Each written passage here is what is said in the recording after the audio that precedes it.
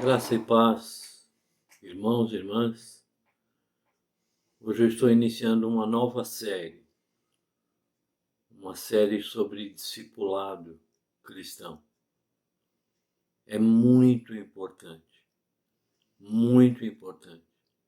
que cada um de nós entendamos sobre discipulado. É a razão de ser da nossa vida pessoal com Deus e da nossa igreja. Quero repartir com você um texto bíblico, e esse texto bíblico está lá em Efésios, no capítulo 4. Eu vou destacar do 13 ao 15, capítulo 4, verso 13 ao verso 15.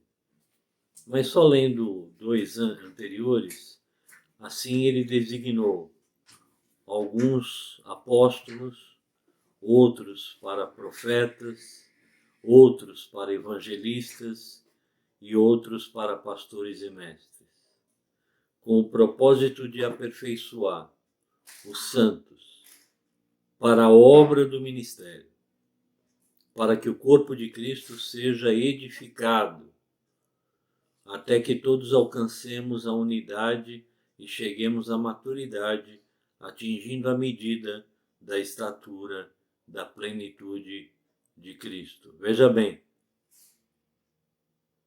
esse até aqui significa o objetivo final. Se nós não entendermos isso, vamos continuar crescendo em quantidade, mas sem a qualidade devida. O nosso canal se chama Metanoia, mudança de mente, de pensamento, de valor. E é isso que nós estamos propondo para você agora. O Senhor designou pessoas para ministérios diferentes, versículo 11. O propósito é aperfeiçoar cada um dos irmãos e irmãs, os santos. Para quê? Para a obra do ministério. Se nós não realizarmos exatamente aquilo que está aqui, nós não vamos realizar devidamente a obra do ministério. Para que o corpo de Cristo seja edificado. Se nós não vivenciarmos exatamente o que Efésios está dizendo, o corpo de Cristo tem muitas atividades, mas o corpo de Cristo não é edificado no padrão de Cristo Jesus. Agora o destaque no versículo 13 a 15. Até que todos alcancemos a unidade da fé, do conhecimento do Filho de Deus e cheguemos à maturidade, atingindo a medida da estatura da plenitude de Cristo. Observe só por alguns segundos. Até que, esse é o objetivo final, todos nós alcancemos a unidade da fé. Nós não podemos mais. Nós não temos mais tempo para que cada irmão pense uma coisa, fale outra, para que cada igreja local faça de uma maneira, outra igreja faça de outra maneira totalmente diferente. É preciso seguir um projeto, que é o projeto de Jesus, projeto do reino de Deus. É preciso que nós estejamos dentro do que chamamos de reta doutrina de Deus. Todos nós, seguindo uma reta doutrina de Deus. Para quê? Para alcançar a unidade da fé. Para conhecermos efetivamente a Jesus. Para chegar à maturidade, senão continuaremos tendo bebês espirituais, atingindo a medida da estatura da plenitude de Cristo. Claro que esse é um objetivo para toda a nossa vida. Eu não vou entrar aqui na discussão de se alguns vão alcançar a medida da estatura da plenitude de Cristo, mesmo sendo ele plenamente Deus e plenamente ser humano, se vão alcançar agora até a sua morte ou só alcançarão depois da sua morte. Eu não vou entrar nem nessa discussão. Eu quero só compartilhar com você que nós temos um objetivo. E o objetivo claro de cada irmão, de cada irmã da igreja, é que todos nós cheguemos à estatura de Cristo Jesus. Nada menos do que isso. Nada menos do que alcançar a medida da estatura da plenitude de Cristo. E você pode perguntar, pastor, mas isso não é muito grande? Eu respondo a você. Isso é grande demais. É infinito. É absoluto.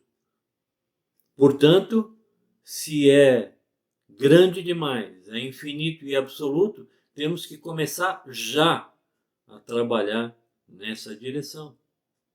Nós temos que começar já a fazer com que cada novo cristão entenda que o objetivo final da vida dele é alcançar a estatura da plenitude de Cristo Jesus. Aí deixamos para Deus se um vai alcançar, quando vai alcançar, se todos vão alcançar só na glória. Deixemos isso para o Senhor, mas temos que ter um ponto de partida, hoje, agora, para a vida de cada pessoa e a vida da igreja local e a vida das denominações. Todos nós temos que trabalhar pela estatura da plenitude de Cristo. Mas qual é o objetivo disso, pastor? O objetivo é que não sejamos como crianças. Milhões e milhões de cristãos que são crianças. São crianças agitadas, levados de um lado para o outro por ondas teológicas. Isso tem acontecido há quantos anos, há quantas décadas. Surge uma nova onda teológica e muitos migram para ela.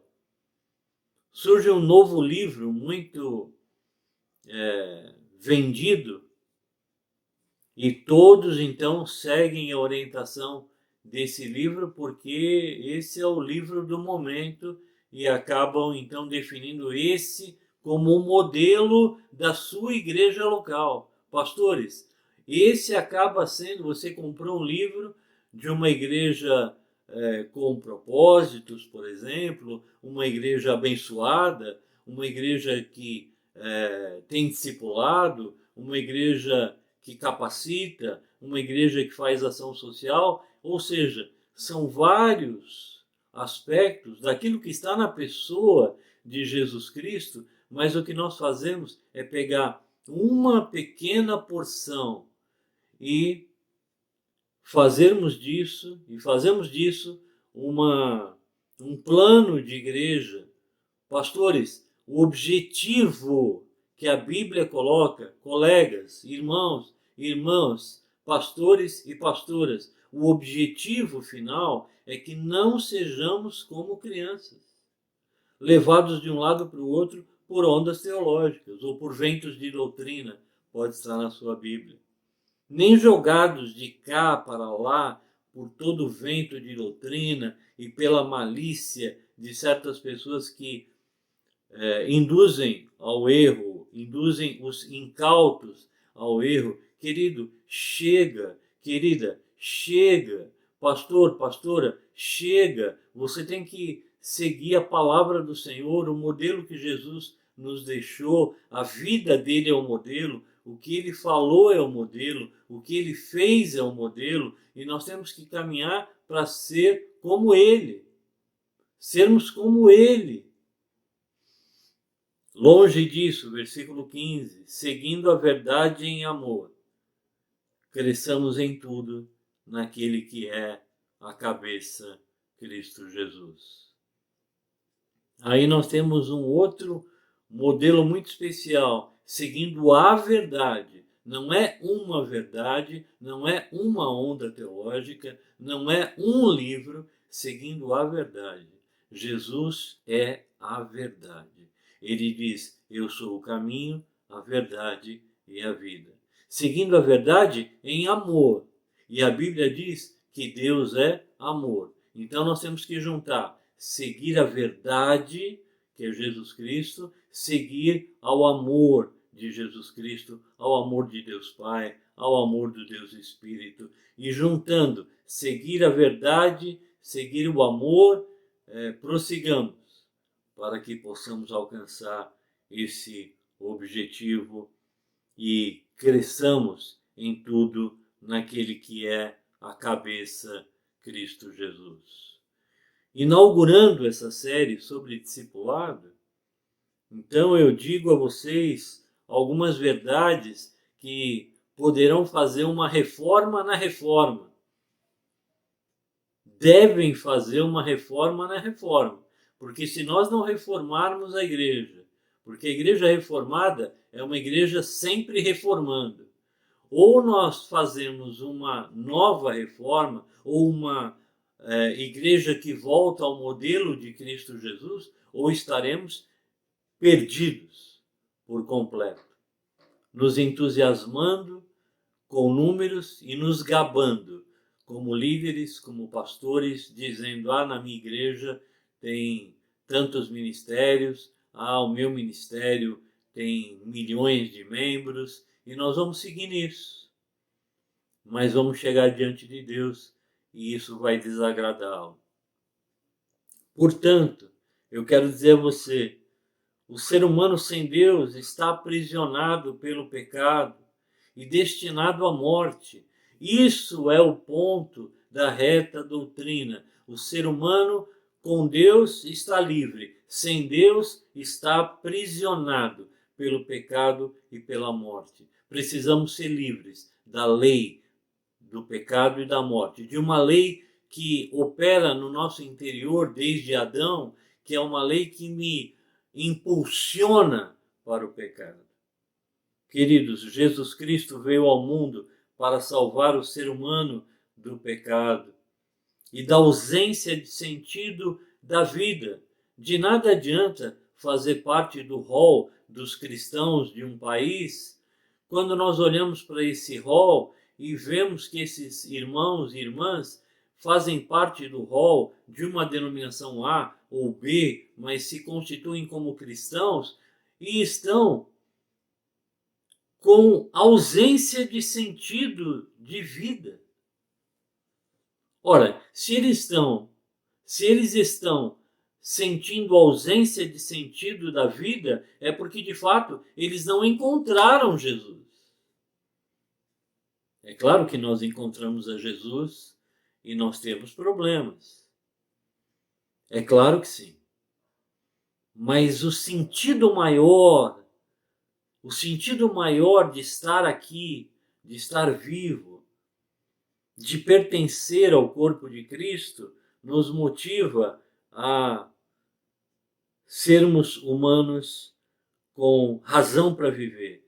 Na verdade, o discipulado cristão é isso. Em primeiro lugar, uma apresentação de Cristo como Salvador. Eu vou bater nessa tecla. Nós precisamos voltar a trabalhar a ideia de Jesus Cristo como Salvador. A graça dele operou na cruz do Calvário e pela graça dele nós fomos justificados. Nosso pecado foi lavado. Pela obra dele na cruz do Calvário, quando nós o aceitamos, nós reconhecemos, ele nos salvou do pecado e da morte e do inferno e da ausência de sentido. Discipulado significa, queridos, assumir o senhorio de Cristo. Vamos traduzir isso aqui?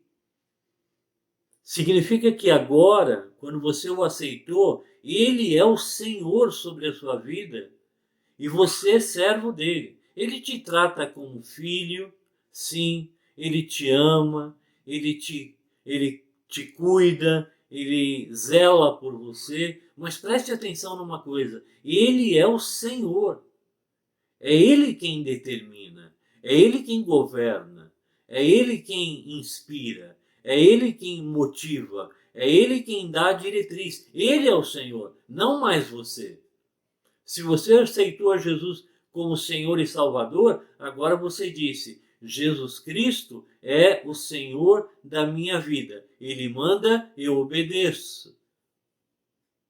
E eu tenho que obedecer a palavra dele, que ele me deixou. E o Espírito Santo vai revelar para mim tudo aquilo que está na palavra. Jesus é o Senhor ou não é o Senhor? Eu quero fazer essa pergunta: Jesus é o Senhor da sua vida? É Ele quem manda na sua vida pessoal?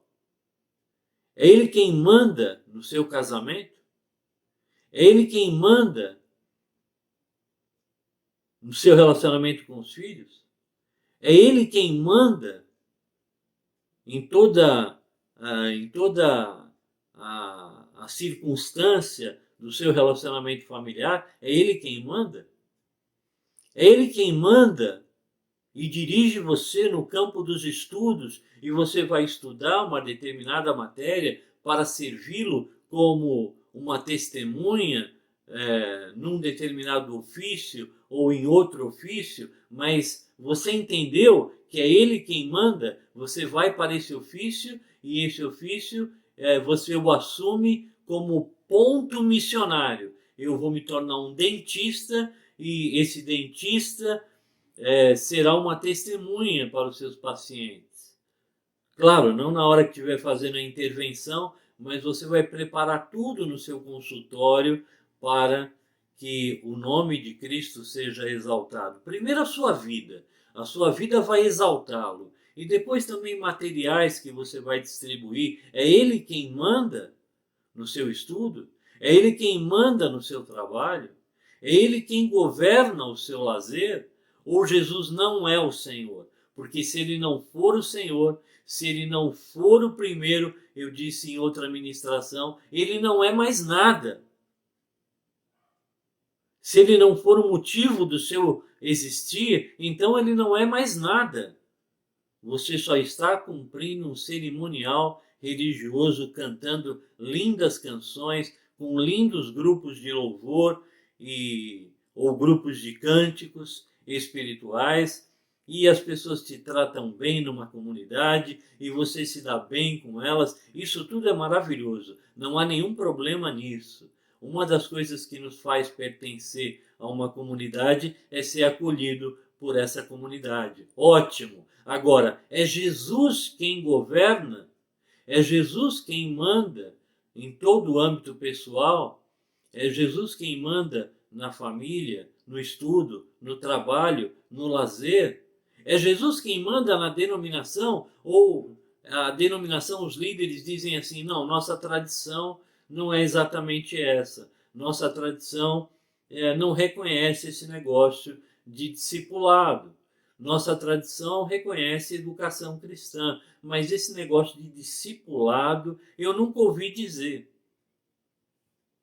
Certa feita, irmãos, irmãs, eu tive o privilégio de aceitar a Jesus como Senhor e Salvador. Na verdade, Ele me convenceu do pecado, da justiça e do juízo, e eu respondi aceitando. Mas depois da minha aceitação, uma semana após, eu comecei a ser instruído para entender que Jesus era meu Salvador e meu Senhor, que eu tinha que ser discípulo dele. Passados muitos anos, depois de anos de juventude, de vida cristã, passados anos de seminário, já no pastorado, quando estávamos implantando esse processo de formação de líderes, alguém me disse, um pastor me disse assim: olha, eu não conheço esse negócio de discipulado, eu nem quero saber disso. A tradição da nossa igreja sempre falou de educação cristã, mas esse negócio de discipulado eu não conheço. Irmãos, eu não sabia se eu ria ou se eu chorava. Se eu fosse rir, seria desagradável, uma zombaria para com aquela pessoa, porque todo o processo de educação cristã, discipulado, significa aprendizado. Então, a educação cristã está dentro do discipulado, não é o contrário. Não é o discipulado que está dentro da educação cristã. Não, tudo na sua igreja local tem que ser, em termos de formação, em termos de docência, em termos de estudo, tudo tem que ser discipulado. E a educação cristã, então, está dentro disso. Educação cristã para crianças, para jovens, para adultos, para homens, para mulheres e assim por diante. Se eu fosse chorar naquela hora eu não chorei, mas eu voltei para casa e confesso a vocês que meu coração ficou rasgado. Eu pensei, esse pastor já tinha uma certa idade e imaginei, durante todo o ministério dele, ele não teve a noção de que discipulado cristão é o que Jesus mandou realizar lá em Mateus, ainda vou compartilhar com vocês, no capítulo 28. Só que ele não é uma figura isolada, não. Hoje, milhões e milhões e milhões e milhões no Brasil, onde nós estamos para nos tornar o maior grupo religioso do mundo, do Brasil, do país. Vamos passar da metade da população. Muitos, certamente mais que 90%, não têm a menor noção do que significa discipulado. E o povo não tem noção porque os pastores deles e pastoras também não têm noção. E os pastores e pastoras não têm noção porque os líderes deles também não têm noção. Acham que é um encontro de vez em quando para convivência ou de vez em quando para um estudo. Não, queridos. Trata-se de toda a aceitação de Jesus Cristo como Salvador e Senhor. Por isso eu digo a você, busca discipulado é uma busca constante de aproximação com Deus. É entregar-se à visão do reino de Deus. Hoje, tome essa posição. Eu vou me entregar ao reino. A principal mensagem de Jesus é o reino. Muita gente está levantando a bandeira por causa de um candidato, mas daqui a 6 meses vai ter outra eleição, vão levantar outro tipo de bandeira, e os partidos, e os irmãos ficam achando que fazem parte disso. Não, você não faz mais parte disso. Você vota, você escolhe aquele que você acha a sua melhor candidatura. Todavia, você pertence a um outro reino. E os irmãos se mobilizam, se inflamam e brigam na família, separam-se pais dos filhos, irmãs de outros irmãos, tios e sobrinhas, e assim por diante. Meu querido, você tem que se entregar à visão do reino. Você pertence ao reino de Deus. Você é embaixador do reino de Deus. Você está fazendo o que com essa militância para partido A, B, C, ou D, ou E, ou F? Eu não estou dizendo que você tem que se alienar, nem estou dizendo que você não deve votar. Não se aliene, nem deixe de votar, faça a melhor escolha, mas lembre, eu faço parte de um outro reino. Ah, mas é em nome desse reino, porque aquele partido lá vai deixar entrar tal pecado. Meu querido, você acha mesmo que alguém vai impedir a volta de Jesus? Então eu quero avisar você, ninguém vai impedir a volta de Jesus. E antes da volta de Jesus, você acha mesmo que aquilo que está escrito sobre o anticristo, você vai impedir pelo voto em A e B? Não, você não vai impedir. Eu quero te afirmar, você não impedirá a volta de Jesus e você não vai impedir a manifestação da impiedade. Então, para caminharmos em direção do final dessa ministração, tome uma decisão hoje como discípulo. Diga, eu quero ser um discípulo de Jesus. Procure o seu pastor e diga, pastor, a razão de ser da nossa igreja, pastor ou pastora, a razão de ser da nossa igreja é formar aprendizes de Jesus para alcançar a medida da estatura, da plenitude de Cristo. Se você é membro, procure pelo pastor. Se você é pastor, procure pelos seus líderes maiores. E se você é pastor, está trabalhando há 5 anos, 10 anos, 20 anos e não iniciou ainda um processo de seleção de líderes, de convite para que outros líderes comecem a ser discipulados, para que depois de 1 ano você continue trabalhando com eles, mas eles já façam um discípulo, e depois de 2 anos você continua trabalhando com eles e eles fazem mais discípulos, e depois de 3 anos você continua trabalhando com eles e eles fazem mais discípulos, e esse processo se propaga. Quero te dizer que Jesus gastou todo o seu ministério, demorou aproximadamente 1000 dias, 3 anos a 3 anos e meio, vai dar 1000 e poucos dias, em que Jesus ficou tempo integral, full time, todo o tempo. Os discípulos viam Jesus sair para orar, os discípulos viam Jesus pregar o sermão da montanha e outros sermões, os discípulos viram Jesus curar enfermos, os discípulos viram Jesus libertar endemoniados, os discípulos viram os milagres de Jesus, como a multiplicação dos pães e peixes, a grande pescaria. Os discípulos viram tudo. Então, discipulado é um tipo de relacionamento onde você está com alguém mais maduro. Isso deve ser orientado pelo pastor e pastora da igreja, a começar dele, constituindo um grupo, porque senão, ao findar do seu ministério, você terá feito muita coisa. Mas eu quero te perguntar, pastor, quantos discípulos você vai apresentar ao Papai do Céu quando chegar diante dele? E você vai dizer, não era a tradição da minha denominação, meu Pai. Não era, Senhor. Não era a tradição. E ele vai dizer, a sua tradição e a tradição da sua denominação é a minha palavra. Era a minha palavra. Eles desobedeceram e você também desobedeceu. Então comece hoje, pastor. Tenha em Cristo e no seu reino a sua razão para viver.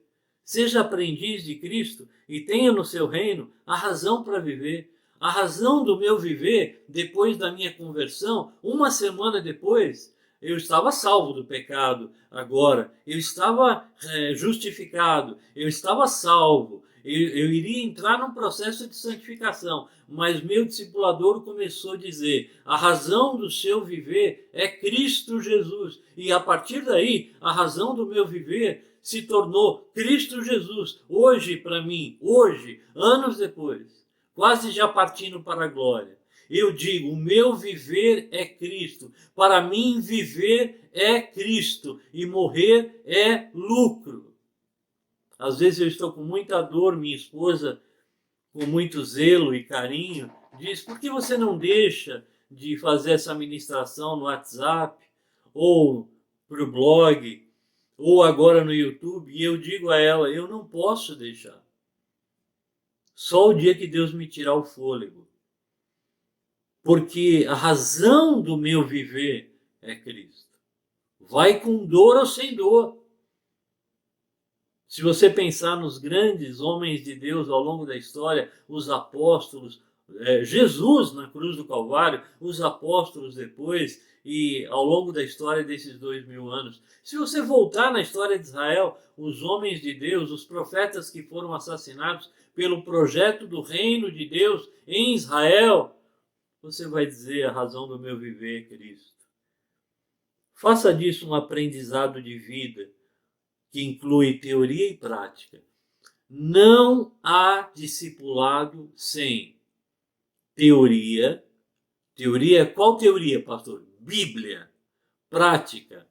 Qual prática? Você tem que ver a prática de Jesus e a prática no seu discipulador.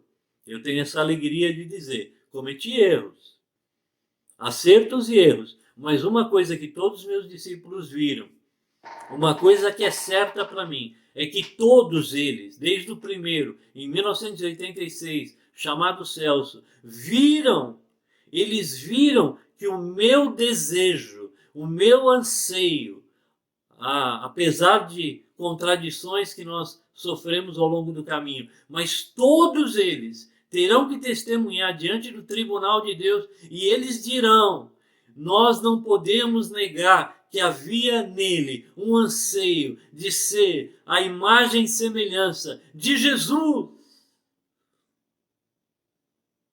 Transforme a sua vida numa teoria e prática de Jesus, somando com uma coisa chamada convivência.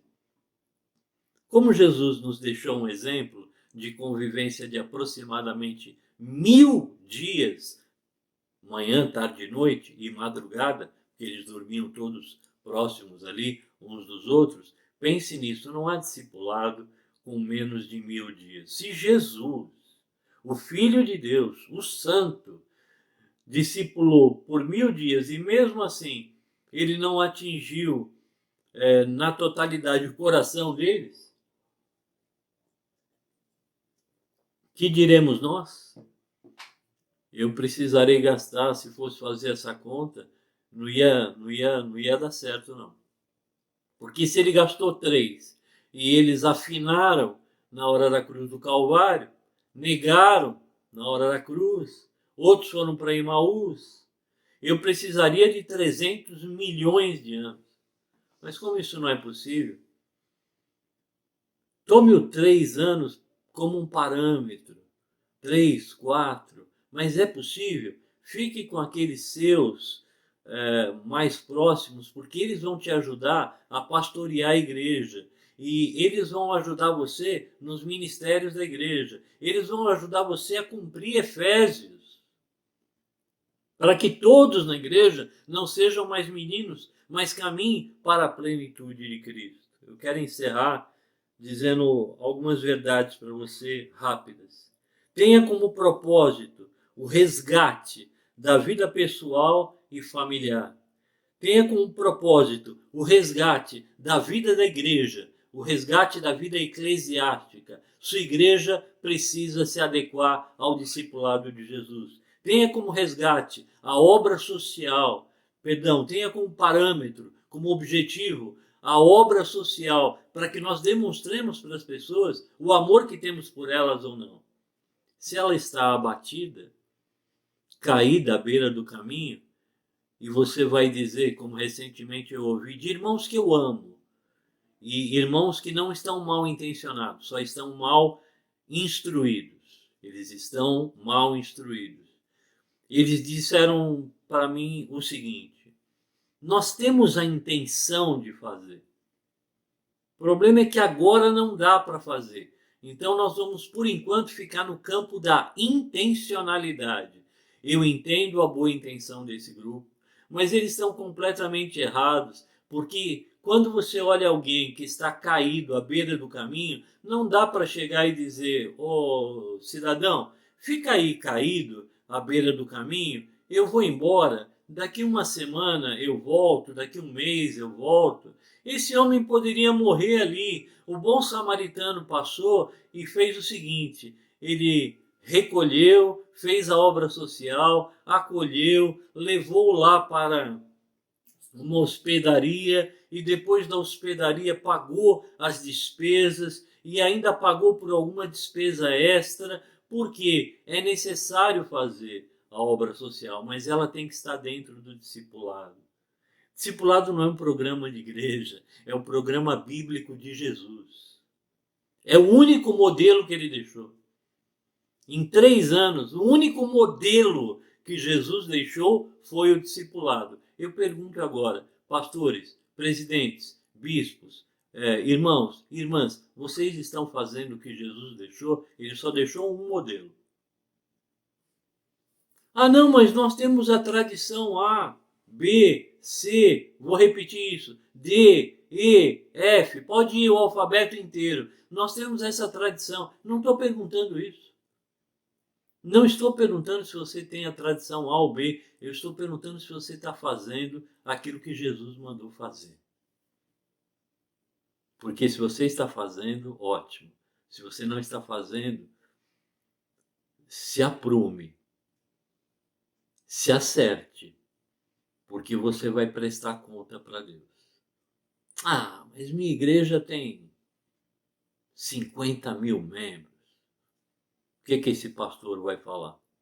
Eu quero ver você dizer para o Papai do Céu, minha igreja teve 50 mil membros, e ele dizer para você, e você os discipulou, estabeleceu um parâmetro. Ah, tinha lá uma escola de discipulado, e uma escola de profetas, e uma escola disso, e uma escola daquilo, e ele vai dizer, não, você fez o que Jesus fez, o que Jesus mandou fazer, não fez? Ah, sinto muito, aparta-te de mim. Não te conheço. Você não me reconheceu como Senhor, eu também não te reconheço como meu servo. Tenha como meta o resgate da vida plena do reino animal.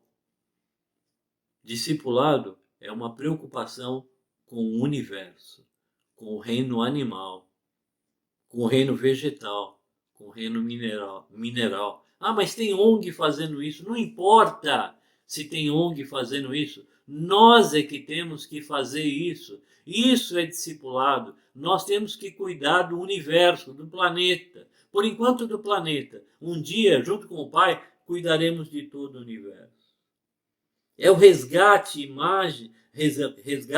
da imagem e semelhança de Deus em Cristo. É um treinamento de liderança. Você precisa estar com eles todo dia. Estou me lembrando de alguns nomes que nós estamos dando assessoria agora, eu e a pastora. Nós precisamos avisar para eles, é um treinamento de liderança que não para. Se possível, 1000 dias continuamente. Como hoje é quase impossível isso, que pelo menos isso comece e com a maior intensidade possível. Agora, faça silêncio e ouça Deus falar com o seu coração hoje. Deixe Deus falar ao seu coração. Discipulado é dar respostas concretas a questionamentos concretos a partir da Bíblia. As pessoas têm perguntas concretas.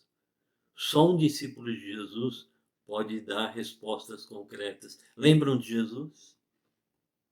Jesus não ficava falando de outras coisas. Não, Jesus dava resposta concreta para perguntas concretas, mesmo nas parábolas. Às vezes os discípulos entendiam, às vezes não, às vezes o povo não entendia claramente, ele explica sobre isso, mas entenda, todo o ministério dele é trazer a infinitude, o infinito, para ficar mais fácil para quem não entende, para a concretude.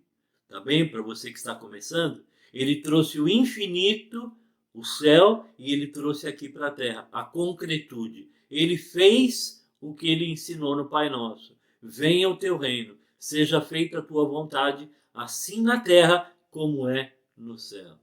Isso é discipulado.